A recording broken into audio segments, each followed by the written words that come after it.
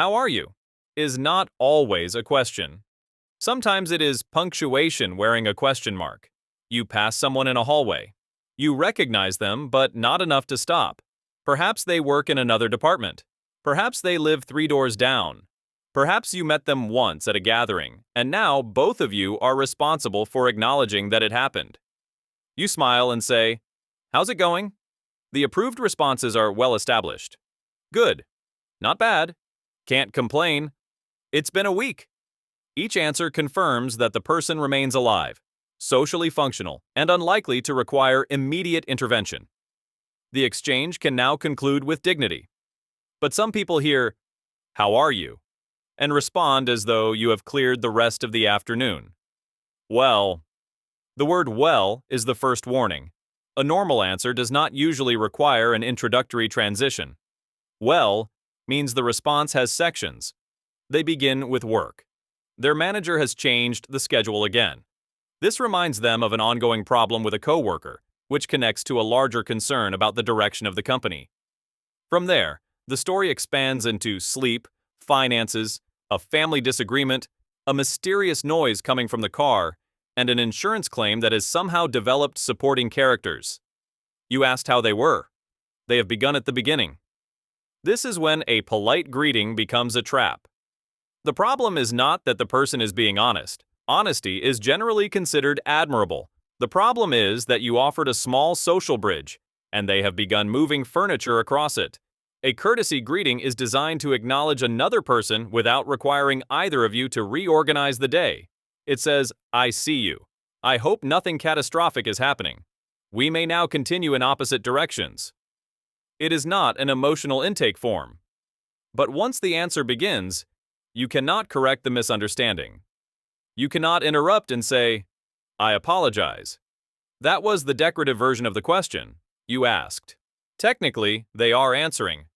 And now you must live with the consequences. The extended answer usually begins at the exact moment your body has already committed to leaving. One foot points toward the exit. Your keys are in your hand. You may be holding groceries, carrying coffee, or standing beside an elevator whose doors have just opened. Then the person says, "Honestly, not great. The elevator leaves without you." You respond with concern because you are not a monster. "Oh no, what happened?" This is the second mistake. The original question may have been ceremonial, but the follow-up is legally discoverable. Now they have authorization. The explanation grows.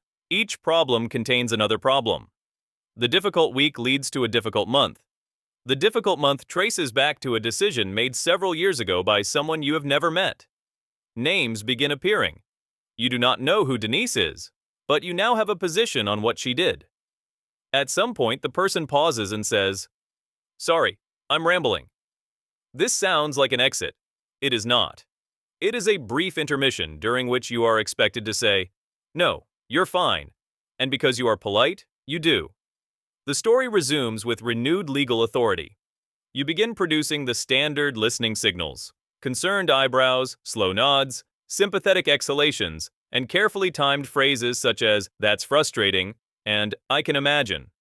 You cannot use the same phrase too often. If you say "that's crazy" 4 times, it becomes clear that your emotional response inventory has been exhausted, so you rotate. "That's a lot. That sounds difficult. I'm sorry you're dealing with that." Each statement is sincere. None of them brings the interaction closer to an ending. The person may ask, "Do you know what I mean?" You do not, but you understand that the correct answer is yes.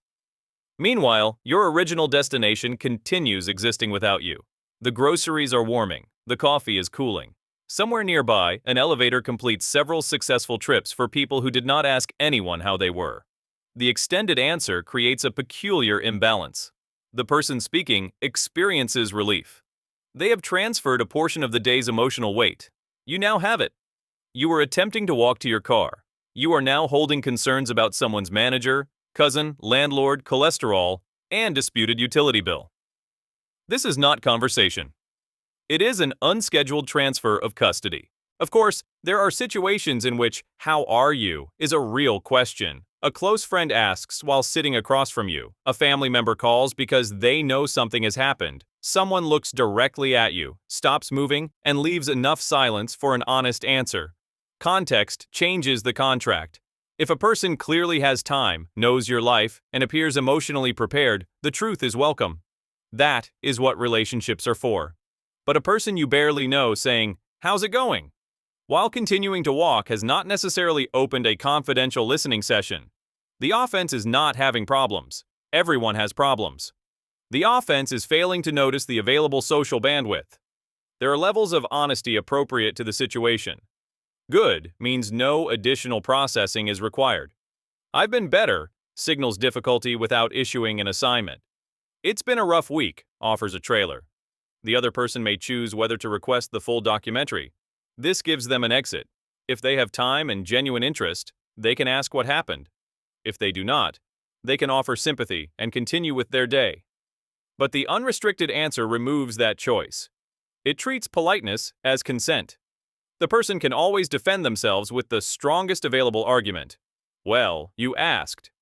This is technically true. You did arrange the words in the form of a question.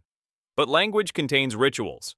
When a cashier asks whether you found everything, they are not inviting a detailed critique of the store's inventory system. When someone says, "What's new?" they are not requesting a chronological account of all developments since your previous encounter. And when a barely known acquaintance asks how you are, they may simply be trying to avoid passing you in total silence like two people involved in an unresolved investigation.